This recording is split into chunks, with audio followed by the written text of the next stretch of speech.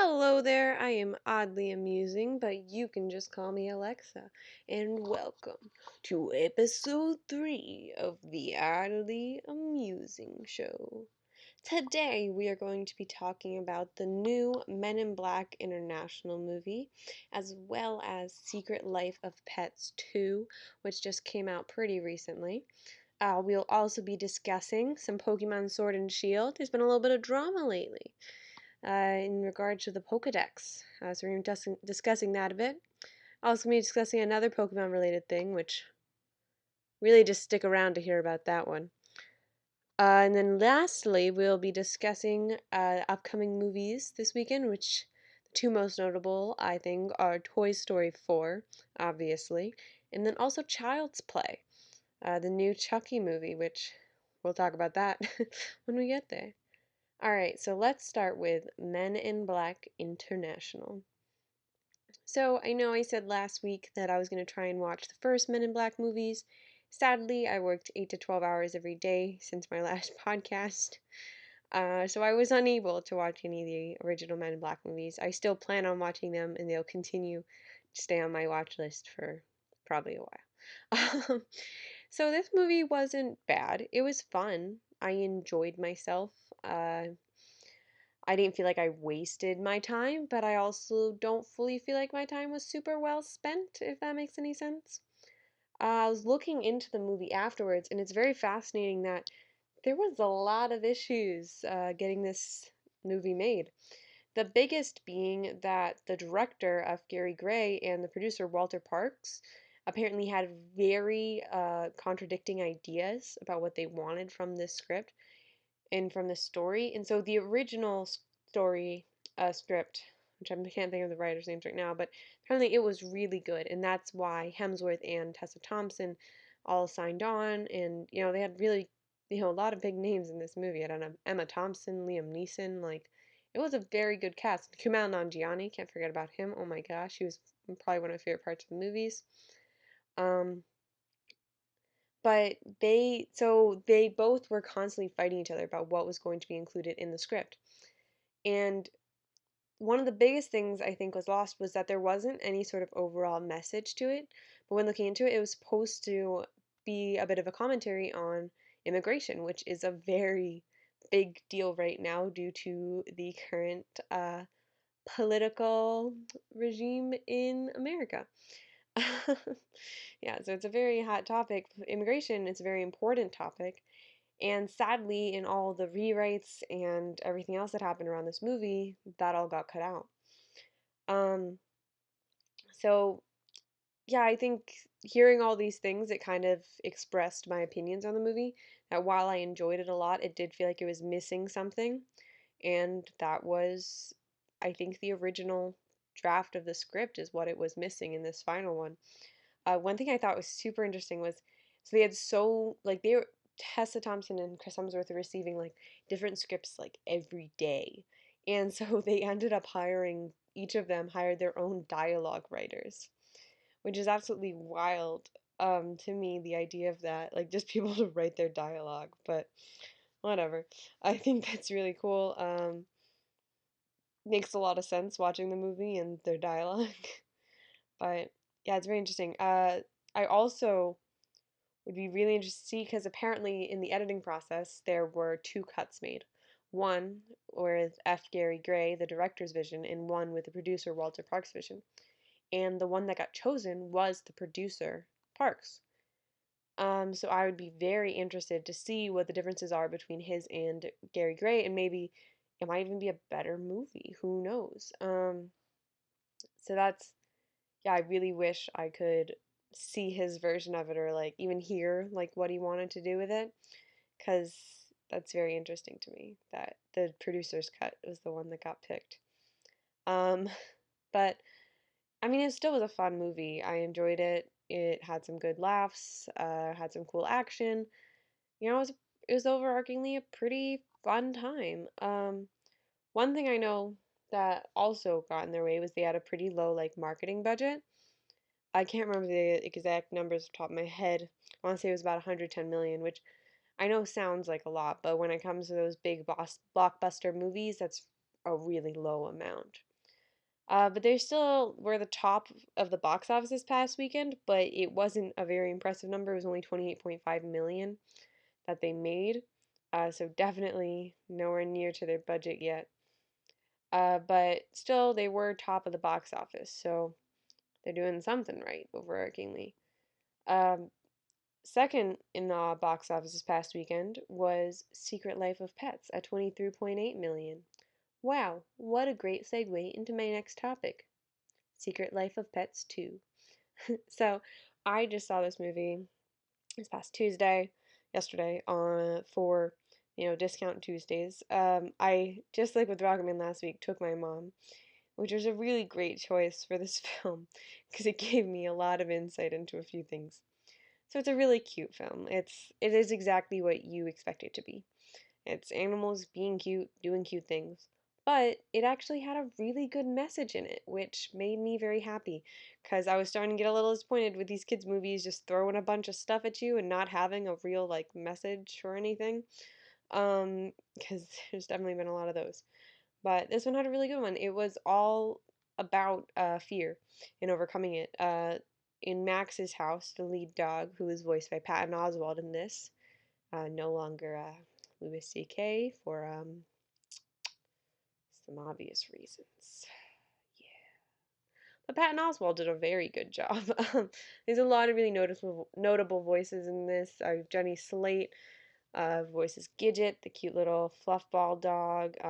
Nick Kroll was the villain in this movie, like a Sergey. And then there was also, of course, Tiffany Haddish was in this one. She was in the first one. She was Daisy the dog, and then you have Kevin Hart as Snowball, and just such a good. It was a really good voice casting. But so watching this movie was a lot of fun. There were a lot of kids there because I was watching it at noon on a Tuesday, so a lot of parents brought their kids as a nice little distraction. So hearing little kids giggling at all the funny parts definitely did improve the experience for me because little kid giggles are adorable. And these ones were at least. Like, not all of them are cute. Some of them, but these were like, it was really cute, like genuine, those like little kid giggles. Like, you know what I'm talking about. It was really great. And it was made even better by the fact that my mom was giggling more times than all of the kids were. So she also made the experience much better than it would have been without her. But it was a really good message about overcoming fear. That's what I want to talk about most. Especially due to the fact that at the end of it, when talking to my mom about the movie, I always find this very interesting because she's not a movie buff at all. But she was telling me how, like, I was talking about the message of the film, and she's like, yeah, it's such a great message for kids about how they need to, like, don't be afraid of things, like, try things. And I was like, and it's a really good message for parents because it really, like, it was for kids, but it was also for parents. That message of don't protect your kids from everything. You need to let your kids make mistakes so that they learn. Like, that's an entire portion of it is like that's what it's about, like the whole film. And my mom was like, really? I didn't get that at all, which is so funny because my mom was a very protective mom. I love her to death but like looking back on it, like I'm afraid of frogs because of her. So she was a little overprotective sometimes. So she was just a very overprotective mom, and I thought it was very funny that she then missed that lesson that was in this because it was for people like her. All right, now I'm going to do a short spoiler section because there's this thing at the end of the movie that I need to discuss. All right, spoilers starting in 3 seconds. Three, two, one. Kevin Hart as Snowball the Bunny rapping Panda by Designer. So it was like there was this panda stuffed animal. It was a new stuffed animal, and it was dressed like a rapper, had little hat on, baggy pants, like dressed like a stereotypical rapper. And so Kevin Hart's a character, the Snowball the Bunny, takes his clothes and starts to rap Panda by Designer very horribly. And I would have completely hated it if not for this one little boy behind me who was dying. He thought this was the funniest thing in the world, and I was like, all right then, they did their job. That kid's gonna remember that. He's gonna go home and he's gonna go, panda, panda, panda, over and over again and ruin his parents' night. In a week, for maybe a month, who knows? But it was just such a strong choice because they had the lyrics and stuff, and it's like, there's one thing like, I something bars candy. It's like I sell bars candy or something like that, and it's talking about drugs. And so they use that line in the film, but they have a pile of candy in the background for it. And it's like they take the metaphors that are about like sex and drugs in Panda by Designer and make them literal. So it's like appropriate for young kids. And I get that they won't get it. Like, so it's not the worst thing that could happen, but like the second it came on, I was like, the first line is I get broads in Atlanta. What? This is a children's movie. But they like, I mean, they altered the lyrics and they made it kid friendly, but it was just, it was very shocking to me that that was the song choice. But for kids, it's, I mean, if you take out the sex and drugs in that are implied in it, it's like kids would love that. It's just like panda, panda, panda over and over again. So yeah, kids love animals. And let's segue into talking about Pokemon, because apparently that's all I'm going to talk about in this middle section. Uh, in this week, I haven't finished a TV show or a book, so I'm just going to be talking about Pokemon and going to upcoming movies. So this is probably going to be a bit shorter of a one than other weeks. But let's jump right into Pokemon Sword and Shield. So they recently announced that they will only have a limited Pokedex. The only Pokemon that are going to be in the Pokedex will be from this new Galar region, which is something that I'm honestly fine with. Unpopular opinion. I think what they're trying to do right now is create new fans because they know that fans like me and other people who've been here, we're gonna keep buying Pokemon games. Like we're not going anywhere. We love Pokemon too much to just stop playing it because we disagree with one choice that they made. And what they're doing now is creating a world for new gamers, like new kids who are growing up in it, and so that they can also experience it without there being 800 Pokemon for them to memorize. Like that'd be a little ridiculous for them. So they're making it for the new audience, which I completely understand, and it's a smart business move. As much as I love being able to include all of my Pokemon in all the new games, I understand why they did it, and I kind of respect it. So it's like I get it, and I don't see why. I mean, I also understand why people are upset about it, but also really just get over it. I'm sorry. Whoops, that's what I think. It's not like they're cutting out all of the old Pokemon. They're still going to be in there. There's still going to be those familiar faces as they always do in new regions. There's always some of the older Pokemon there. Like I'm sure Pikachu's going to be somewhere there. Actually, I'm not positive about that, but I would really hope. I know Baneri's going to be not Baneri. Oh, the bunny from Pokemon Moon. Oh my God. All right, I'm moving on. It's going to bother me. Maybe I'll remember middle of talking about something else. But yeah, there's still going to be some like familiar faces in there for sure. And I don't know, I think it's smart. I think it's a smart move on their behalf to get the new things cuz it's like what they did with Pokemon Let's Go Eevee and everything. They made it simpler to try and attract the new kids who are getting Nintendo Bunnelby. Bunnelby. Bunnelby is the bunny Pokemon I was trying to think of. Bunnelby will be in it. I'm so sorry. All right, let's go back. What was I saying? They're trying to get new audiences into Pokemon, which is very smart. There's a lot of kids who have Nintendo Switches. I just was at a Subway the other day, and there was a young boy who's only playing on his Switch. So I see why they want to like kind of reset for these new kids so that they can experience it and like they can start building up this new new whole set of Pokemon until they reach 1000 and then maybe they'll reset it again. But yeah, I think it's a smart choice. And also they're going to be making like the animations apparently a lot better. So that's very exciting. I'm really excited for like the full three-dimensional Pokemon like fighting and stuff. I think it's going to be a really cool experience. especially with those giant ones like I discussed last week. But yeah, that's all I really have to say about that. But we do have one other Pokemon thing to discuss. And this is something I am so happy I found out about. It is Pokemon weddings.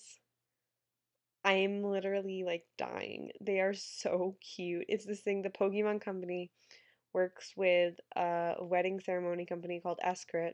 They're only available in Tokyo, Japan right now, but hopefully they'll expand. Though I'm personally not going to have a Pokemon wedding, but I would love to attend one.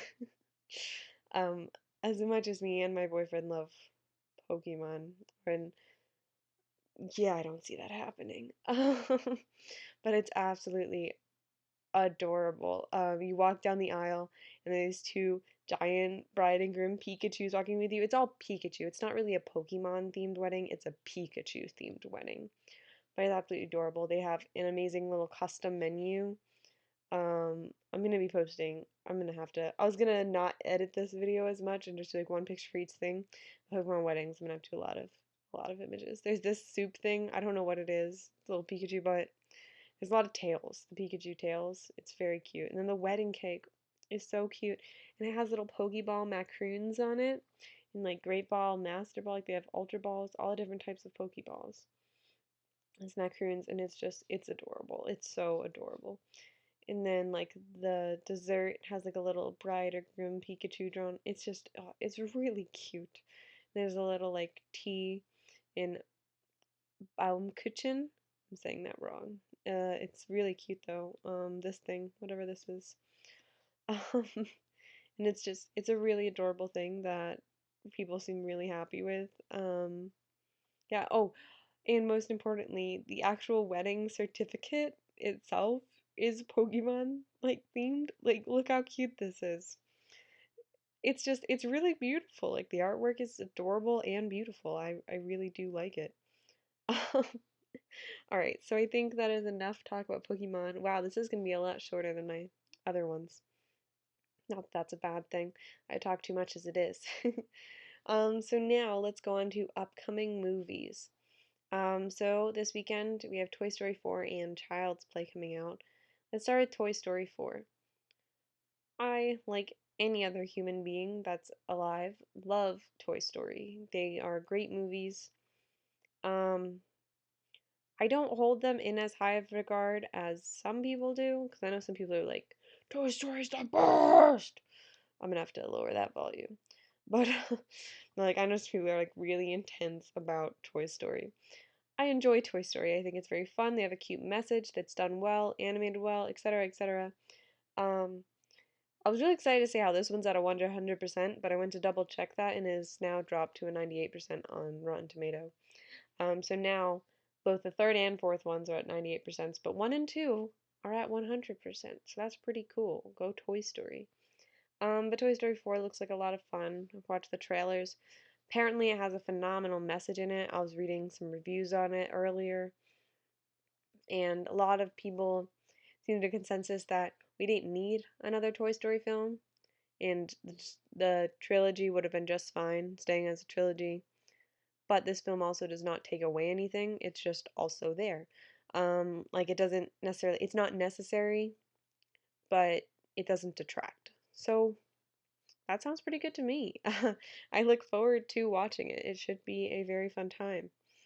I'll be seeing that either this weekend or on Tuesday, depending on other stuff. Because there's also Child's Play coming out, which I'm not as excited for because I'm a wimp when it comes to horror movies. But it seems like a lot of fun. You have Aubrey Plaza, who I like a lot, playing a mom, which is very weird to me. I'm watching her as Parks and Rec as like a teenager. It's now playing a mom. Definitely interesting.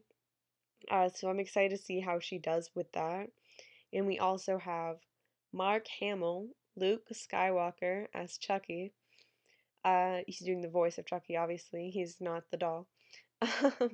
But I'm really interested to hear his Chucky voice. You hear like glimpses of it in the trailers, you know, like his laugh and stuff. But yeah, I'm interested to see. I'm wondering if he's gonna just sound like the Joker, maybe, because If you don't know, pretty much like all the animated movies and video games and stuff, Mark Hamill voices the Joker. So it should be really interesting uh, to hear that.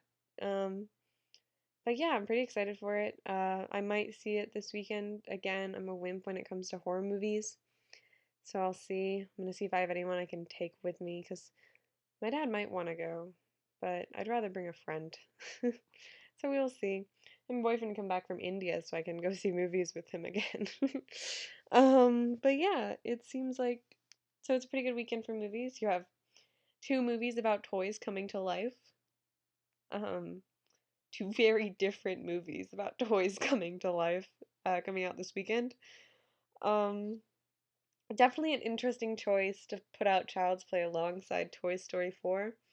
I'm excited to see how that looks in the box office this weekend because, yeah, that's just a really interesting choice to me. Yeah. Ooh, I'm ready for it. I honestly like just made that connection right now that it's both about toys coming to life. And yeah, that's gonna be extra exciting. I'm really gonna look forward to seeing those box office numbers. I know Toy Story is going to do better, of course, but just seeing the reaction, it's gonna be like all those rebellious teens and stuff are like, I'm not gonna see Toy Story, I'm gonna see Chucky instead, you know? So it's gonna be exciting. Oh, alright. Well, even though we're much shorter than normal, that's all I really have to say. So instead of keeping you around for too much longer just to ramble, let's go on into our wrap up. Men in Black International, fun time, had potential to be a lot better, but sadly, just during production, stuff happens. It just happens, and so it wasn't as good as we wanted it to be, but still a fun time. See Your Life of Pets 2, absolutely adorable. Kids love it. If you have kids, take them to see it. If you have moms with a childlike wonder about them, take them to go see it. They'll giggle a whole bunch. Um, Pokemon Sword and Shield, get over it. The Pokedex issue, it's not a big deal, fam. Pokemon weddings, freaking adorable. Really want to go to one. Do not want to have one again, but I would love to go to one. Upcoming movies, Toy Story 4. It's gonna be great. All the Toy Stories are great. They can't do wrong with Toy Story, but please stop making them, please. I do not want to see a Toy Story 5, please and thank you. Um, Child's Play looks very scary. Um, Maybe we'll go see it. I don't know. I might wait for a couple of reviews because I don't want to be too terrified. But yeah, it doesn't look too bad. Alrighty, so that is all I have for you guys today. Thank you so much for listening, and I hope you have a wonderful day. Bye.